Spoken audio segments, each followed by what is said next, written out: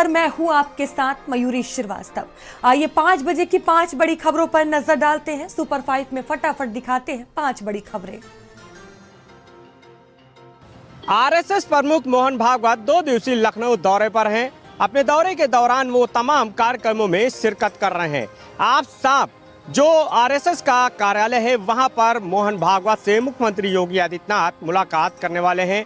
ये मुलाकात अपने में काफ़ी मायने रखती है क्योंकि 2027 का विधानसभा चुनाव करीब में है। ऐसे उस चुनाव में किस तरह से कैसे काम करना है उसको लेकर के जो है दोनों के बीच मुलाकात में बातचीत होनी है।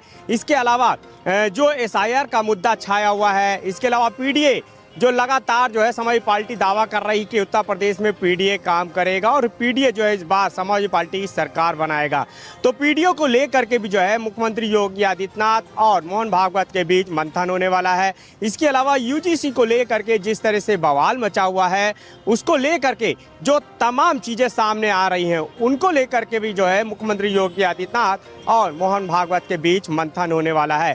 इसके अलावा मोहन भागवत ने कल ही एक बयान दिया कि पूरे भारत में कोई भी हमसे दूर नहीं है, सभी अपने हैं। लिहाजा उस बयान के मायने को लेकर के भी जो है तमाम चीज़ों को लेकर के जो है आज मुख्यमंत्री योगी आदित्यनाथ और मोहन भागवत के बीच जो है मंथन होने वाला है। सबसे बड़ा विजन यही है क्योंकि पंचायत चुनाव भी करीब में है, इसके बाद जो है 2027 का विधानसभा चुनाव जो है करीब में है।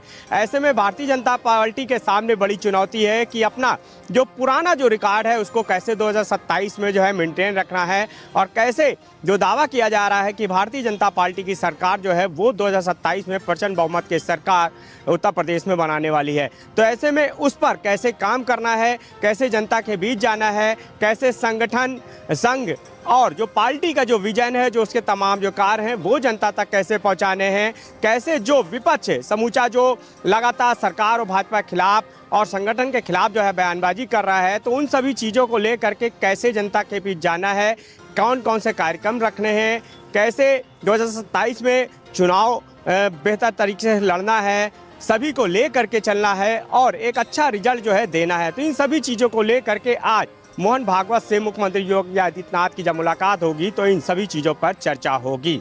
प्रयागराज में आयोजित माघ मेले में जिस तरीके से अभिमुक्तेश्वरानंद के साथ बर्ताव हुआ था, उनके बटुकों के साथ उनकी शिखा को खींचने का काम किया था, जिसको लेकर तमाम तरीके की घोर आलोचनाएं सोशल मीडिया पर भी दिखाई दी थी। अब इस पूरे मामले पे उत्तर प्रदेश के उप मुख्यमंत्री ब्रिजेश पाठक ने कहा है कि शिखा को खींचना महापाप है, बल्कि शिखा को छूना ही महापाप है, तो खींचना इसको एक महाअपराध माना जाएगा। डिप्टी सीएम ब्रिजेश पाठक ने यह भी कहा है कि लेखा जोखा का हिसाब हो रहा है, सब कुछ ऊपर लिखा जा रहा है और जिस भी पुलिसकर्मी ने शिखा को खींचने का काम किया था उसको बख्शा नहीं जाएगा और उसके ऊपर एक कड़ी कार्रवाई होगी। 2027 के चुनाव जैसे जैसे नज़दीक आ रहे हैं, सभी राजनीतिक दल पूरी तरह से तैयारियों में जुट गए हैं। आज बहुजन समाज पार्टी की मुखिया मायावती ने एक प्रेस कॉन्फ्रेंस की और अकेले चुनाव लड़ने का ऐलान कर दिया। हालांकि ये पहला मौका नहीं है जब मायावती ने अकेले चुनाव लड़ने का ऐलान किया है, लेकिन बीच बीच में कई बार खबरें गठबंधन की आती रहती हैं, जिसको लेकर उन्होंने आज प्रेस कॉन्फ्रेंस की और मीडिया को भी निशाने पर लिया। उन्होंने साफ तौर पर कहा कि 2027 में हम किसी से भी गठबंधन नहीं करेंगे और अकेले मैदान में उतरेंगे। और जो टीवी चैनल या सोशल मीडिया पे इस तरह की अफवाहें फैली हुई हैं उन पर विराम लगा दिया। कुल मिलाकर मायावती ने एक बात तो साफ कर दी है कि 2024 के जो चुनाव परिणाम आए हैं 2027 में उसको दोहराने नहीं देंगी। फिलहाल उत्तर प्रदेश की विधानसभा में बहुजन समाज पार्टी का एक विधायक है, लेकिन मायावती और बहुजन समाज पार्टी के सभी नेता इस बार सरकार बनाने का दावा कर रहे हैं कि 27 में उनकी सरकार बनेगी और मायावती एक बार फिर से मुख्यमंत्री बनेंगी। समाजवादी पार्टी के 12 लोगों का प्रतिनिधिमंडल आज चुनाव आयोग के दफ्तर पहुंचा था। इस दौरान मुख्य निर्वाचन अधिकारी से मुलाकात हुई। लगभग 2 घंटे की इस मुलाकात में जो तमाम आरोप समाजवादी पार्टी की ओर से लगाए जा रहे थे वो ज्ञापन के जरिए मुख्य निर्वाचन अधिकारी को सौंपा गया। सपा विधायकों का कहना है कि फॉर्म 7 में गड़बड़ी हो रही है, अज्ञात लोग उस फॉर्म को भर रहे हैं, लोगों का नाम काटा जा रहा है। कई गंभीर आरोप लगाते हुए आज की ये मुलाकात हुई। फिलहाल जब मुलाकात करने के बाद तमाम विधायक बाहर निकले, उनका कहना था, उन्होंने अपनी सारी बात मुख्य निर्वाचन अधिकारी नवदीप रेणुआ के सामने रखी, उन्होंने उनकी बातें सुनी और वो आज की मुलाकात से काफ़ी संतुष्ट हैं। उनका कहना है कि मुख्य निर्वाचन अधिकारी ने उन्हें आश्वासन दिया है कि उनकी जो भी शिकायत है उस पर कार्रवाई की जाएगी, उसको मजबूती से देखा जाएगा।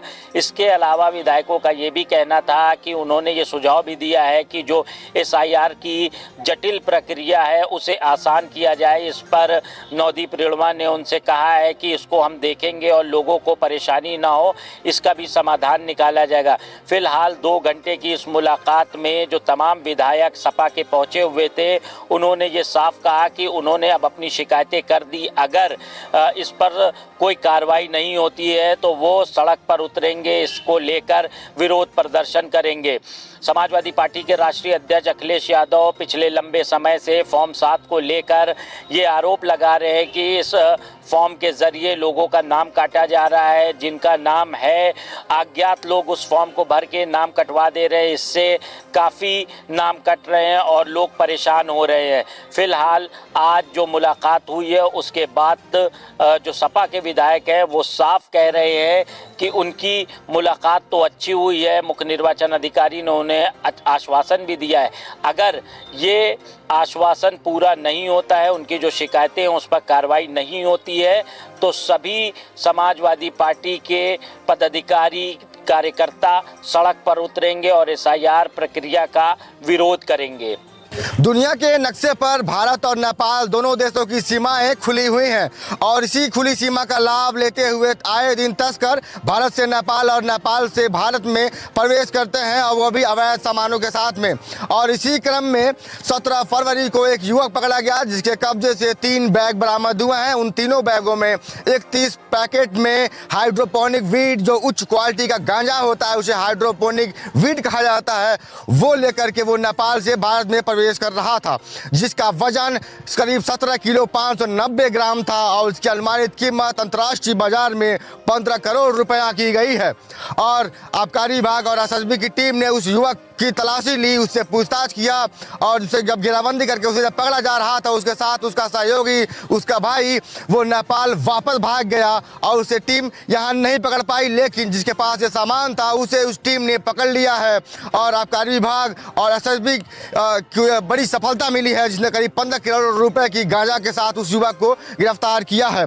यह वाहिद अंसारी, माफ़ कीजिएगा, वाहिद हुसैन जो है वो दिल्ली का रहने वाला है और वह थाईलैंड से मलेशिया और मलेशिया से काठमांडू से होते हुए वो नेपाल के भारत में प्रवेश कर रहा था और जहां पर उसे टीम ने पकड़ लिया है। फिलहाल मामले में तलाश की जा रही है, जांच की जा रही है और भी सूत्र निकाले जा रहे हैं कि हाँ आखिर यह तस्कर जो है वो दिल्ली के किन किन ठिकानों पर यह हाइड्रोपोनिक वीड पहुंचाने वाला था और किन किन बड़ी पार्टियों में इन हाइड्रोपोनिक वीड का इस्तेमाल किया जाना था। साथ ही बड़ा सवाल यह भी खड़ा होता है कि हवाई यात्रा में इतनी भारी मात्रा में अवैध गांजाओं के साथ यात्रा करना कितना सुलभ है, जहां आम नागरिकों के बेल्ट निकाल लिए जाते हैं, उनकी घड़ियां निकाल ली जाती हैं, उनके कलम निकाल लिए जाते हैं जांच के दौरान, तो वहीं इस तस्कर की एयरपोर्ट पर तलाशी के दौरान इसके गांजा क्यों नहीं जांची गई, क्यों नहीं परखी गई और यह इतनी आसानी से मलेशिया से नेपाल तक पहुंचा, थाईलैंड पहुंचा और वहां से नेपाल से भारत में प्रवेश कर रहा था।